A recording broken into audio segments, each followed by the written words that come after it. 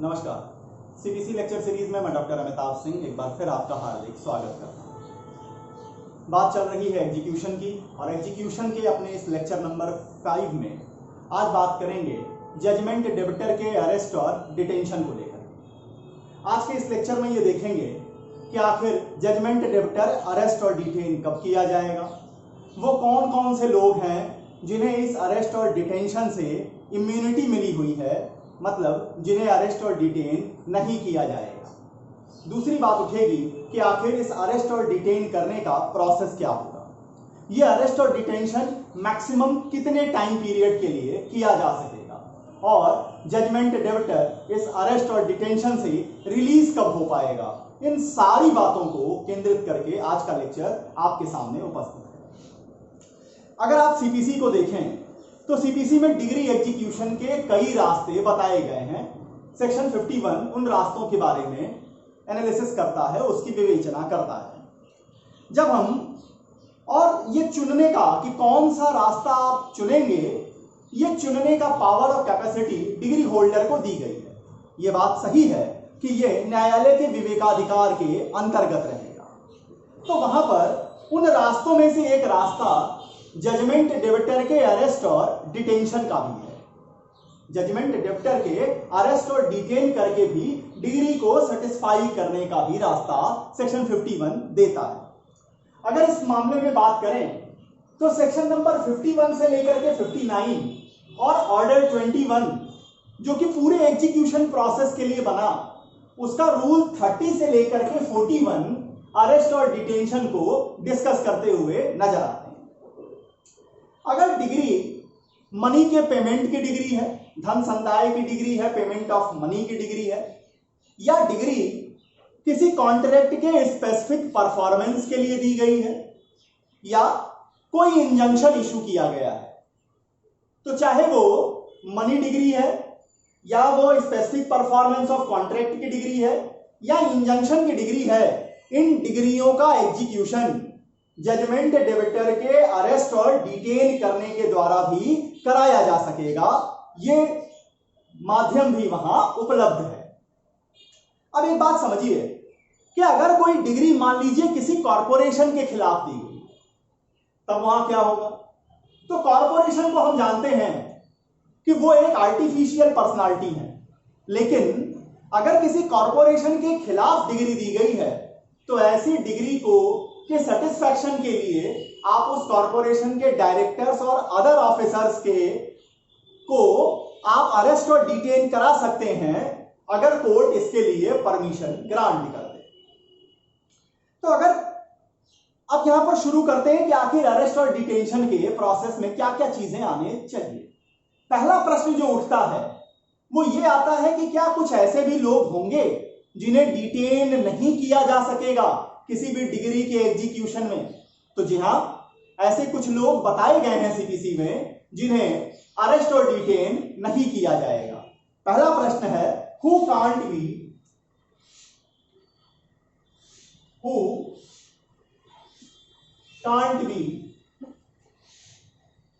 Arrest और detain. अगर यहां पर देखिए सेक्शंस कौन कौन से आएंगे। सेक्शन आएगा सेक्शन नंबर 56, 58, सेक्शन आएगा 135 और 135A। अब देखिए यहां कौन कौन लोग आएंगे जो अरेस्ट और डिटेन नहीं किए जाएंगे डिग्री के एग्जीक्यूशन में। सबसे पहला, वोमेन जो है वो किसी डिग्री के एग्जीक्यूशन में अरेस्ट और डिटेन नहीं की जाएगी। वोमेन को फुल इम्यूनिटी मिली हुई है, चाहे डिग्री उसके खिलाफ हो। आप डिग्री अगर किसी वोमेन के खिलाफ है, चाहे भले वो मनी डिग्री क्यों ना हो, चाहे भले वो स्पेसिफिक परफॉर्मेंस ऑफ कॉन्ट्रैक्ट की डिग्री क्यों ना हो, चाहे भले ही उसके खिलाफ इंजंक्शन क्यों ना दिया गया हो, या वो किसी कॉरपोरेशन में डायरेक्टर ही क्यों ना हो, उसको उस डिग्री के एग्जीक्यूशन में अरेस्ट और डिटेन नहीं किया जा सकेगा। नंबर एक। नंबर सेकंड जो अरेस्ट और डिटेन नहीं किए जाएंगे वो जुडिशियल ऑफिसर हैं। जुडिशियल ऑफिशियल्स कब अरेस्ट और डिटेन नहीं किए जाएंगे? जब वो न्यायालय जा रहे हैं, न्यायालय में काम कर रहे हैं या न्यायालय से लौट रहे हैं। तीनों ही समय, न्यायालय जाते समय, न्यायालय में काम करते समय और वहां से लौटते समय किसी भी डिग्री के जो उनकी पर्सनल कैपेसिटी में उनके खिलाफ दी जाए उसके एग्जीक्यूशन में अरेस्ट और डिटेन नहीं किए जाएंगे। नंबर थर्ड या नंबर यहां पे बी कर दीजिए, नंबर सी, लेजिस्लेटिव बॉडीज के जो मेंबर हैं, लेजिस्लेटिव बॉडीज मेंबर्स जो हैं वो अरेस्ट और डिटेन नहीं किए जाएंगे। Number D. अब नंबर 4 जो है वो पार्टीज से रिलेटेड।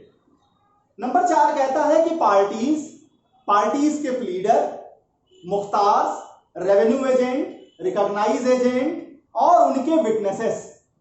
अब आप कहेंगे कि जब पार्टी ही अरेस्ट नहीं होगी तो फिर हम डिग्री को सेटिस्फाई कैसे करेंगे? रुकिए, इसमें आगे कुछ क्लॉजेज जुड़ जाएंगी।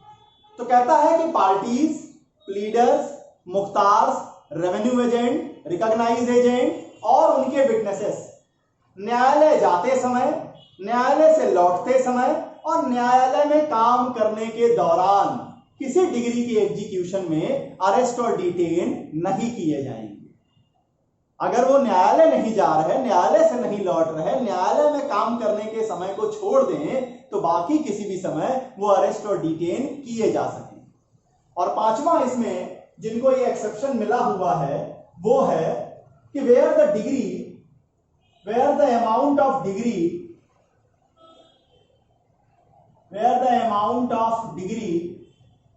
is less than ₹2000। इसका मतलब कि 2000 रुपए से कम की अगर डिग्री है तो ऐसी डिग्री के सेटिस्फैक्शन में आप अरेस्ट और डिटेंशन का जो माध्यम अवेलेबल है, जो रास्ता अवेलेबल है, वो आपको उपलब्ध नहीं होगा। तो कितना चाहिए, कितना मिनिमम की डिग्री होनी चाहिए अरेस्ट और डिटेंशन कराने के लिए? कम से कम 2000 रुपए की डिग्री हो। मतलब 2001 रुपए से लेकर के ऊपर की अगर डिग्री होगी तभी जजमेंट डेबिटर अरेस्ट और डिटेन किए जाएंगे। ये तो बात हो गई उन 5 कैटेगरी के लोगों के बारे में जिन्हें अरेस्ट और डिटेन नहीं किया जाएगा। अब प्रश्न उठता है कि आखिर अरेस्ट और डिटेंशन का प्रोसेस कैसे चलेगा, इसका क्या, किस तरीके से ये प्रोसेस काम करेगा। तो नंबर 2 लेते हैं, process of arrest and detention.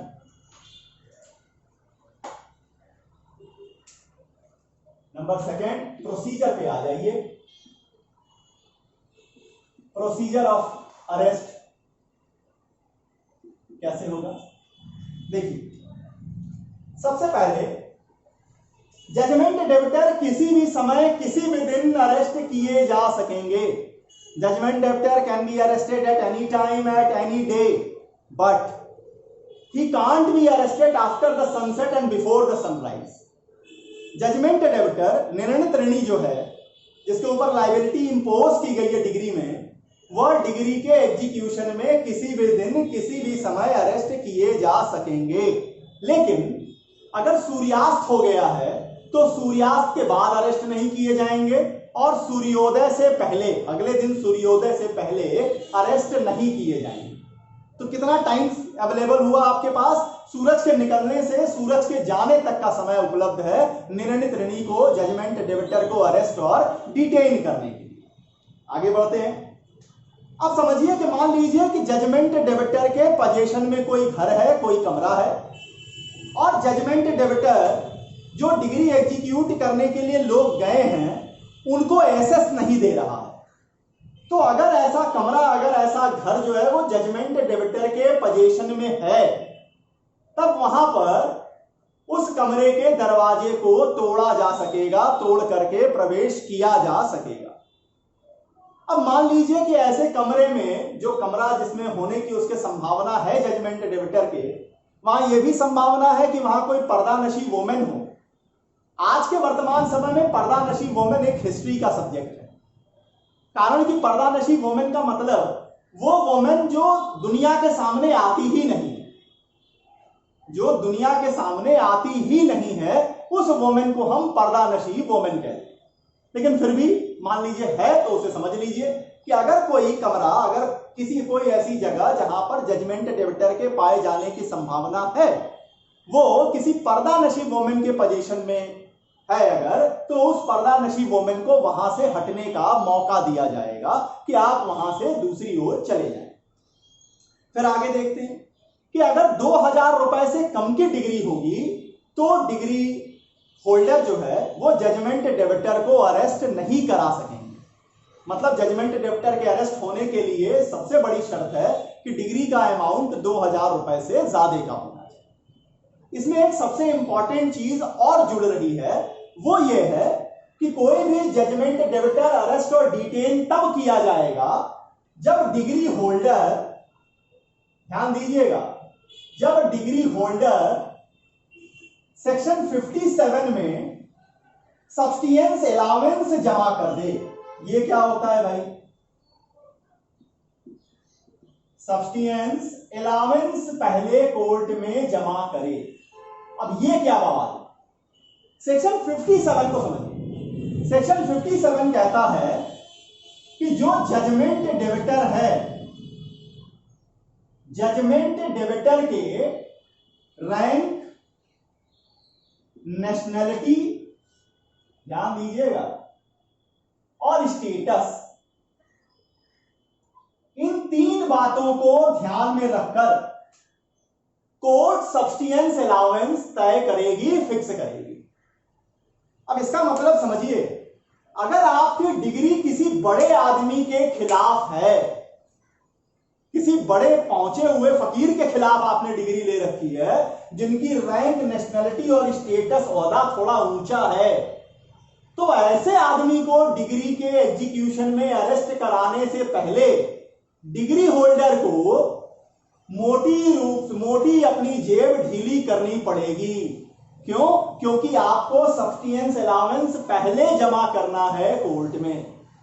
और ये सब्सटेंस अलाउंस कैसे फिक्स करेंगे? तो फिक्स करेंगे जजमेंट डेबिटर के रैंक को देखते हुए, उसकी नेशनैलिटी को देखते हुए और उसके स्टेटस को देखते हुए। तो रैंक, नेशनैलिटी और स्टेटस ऑफ जजमेंट डेबिटर, इन फैक्टर्स के ऊपर बेस करके फिक्स होगा सब्सटेंस अलाउंस, और सब्सटेंस अलाउंस जमा करने की जिम्मेवारी किसकी होगी? डिग्री होल्डर की होगी। और अगर इसमें डिग्री होल्डर चूक करेंगे तो क्या होगा? ये आगे आएगा कि जजमेंट डेबिटर बाहर निकल जाएंगे, वो उनका ये अरेस्ट और डिटेंशन से वो रिलीज हो जाएंगे। आगे आते हैं, इसमें एक इंपॉर्टेंट रूल काम करता है, वो है रूल नंबर 37 एंड 40। क्या कहता है रूल 37 और 40? रूल 37 एंड 40 का ये कहना है कि अगर मान लीजिए डिग्री होल्डर जो है वो कोर्ट में एप्लीकेशन दिया है जजमेंट डेबिटर को अरेस्ट करने का, वारंट इशू करने के लिए, लेकिन कोर्ट के पास ये पूरा जुरिडिक्शन, ये पूरा विवेकाधिकार कोर्ट का है। कोर्ट ये कर सकती है कि वारंट न इशू करके कोर्ट पहले जजमेंट डेबिटर को नोटिस इशू कर दे।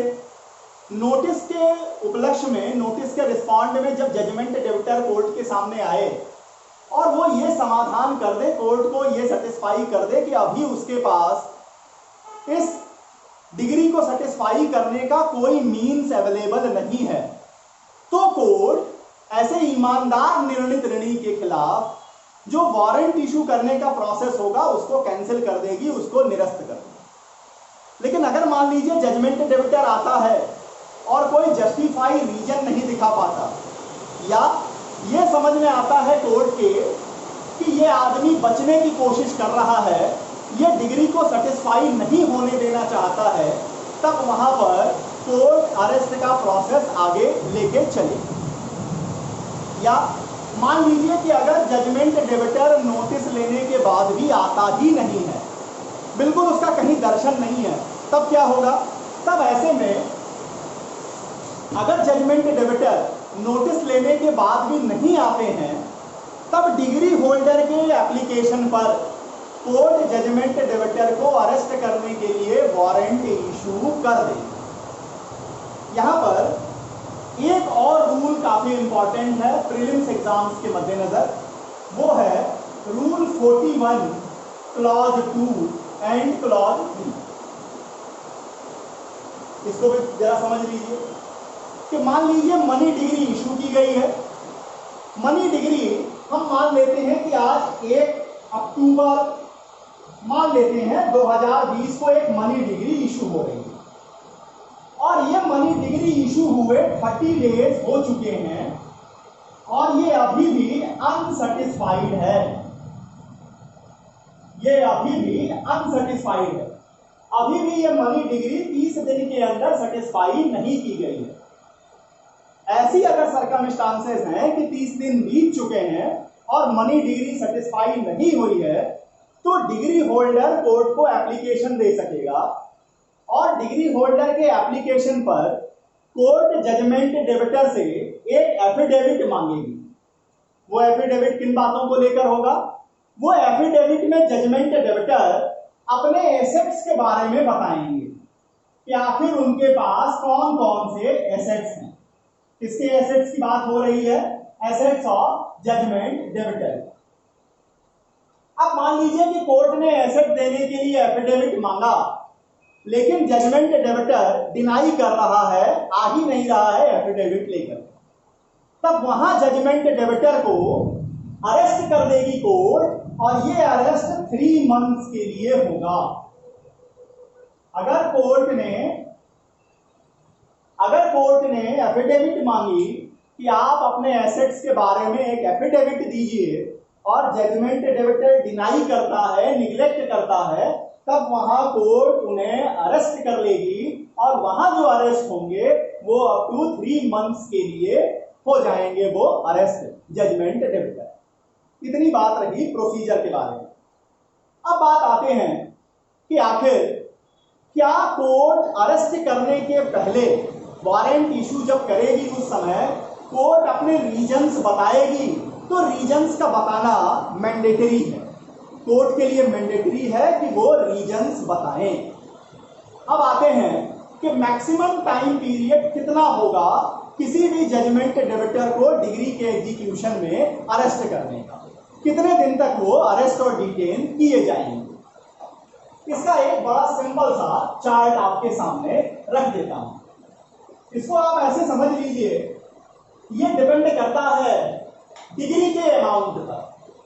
अब यहां देखिए नंबर 3 जो पॉइंट है कि maximum time limit of detention. अब यहां देखिए डिग्री का अमाउंट ही सबसे बड़ी चीज है। अगर डिग्री का अमाउंट बिलो 2000 रुपीज है, अगर 2000 रुपए से कम की डिग्री है, कोई अरेस्ट और डिटेंशन नहीं किया जाएगा। 2001 रुपए से लेकर के अगर 5000 की डिग्री है तब कितने दिन के लिए अरेस्ट होंगे? Maximum 6 weeks. कितने दिनों के लिए? मैक्सिमम 6 हफ्ते के लिए अरेस्ट होंगे। और अगर डिग्री अबव 5000 है फिर क्या होगा? 5001 से लेकर के चाहे जितने की डिग्री हो, सॉरी अबव 5000 होगा, 5001 से लेकर के जितने रुपए की डिग्री होगी, यहां पर जो अरेस्ट और डिटेंशन होगा ये मैक्सिमम 3 मंथ्स के लिए होगा। तो इसका मतलब आपकी डिग्री, अगर आप डिग्री होल्डर हैं और डिग्री आपने 5 लाख रुपए की ले ली है तो भी, और अगर आपकी डिग्री 5001 रुपए की है तो भी जजमेंट डेबिटर जो मैक्सिमम टाइम फ्रेम जिसके लिए वो अरेस्ट और डिटेन किया जाएगा वो 3 मंथ ही होगी। 3 महीने से ज्यादा आप अरेस्ट और डिटेंशन के रास्ते का इस्तेमाल नहीं करा पाएंगे। अब आते हैं कि आखिर जजमेंट डेबिटर को रिलीज कब किया जाएगा। तो release of judgment debtor, release of judgment debtor.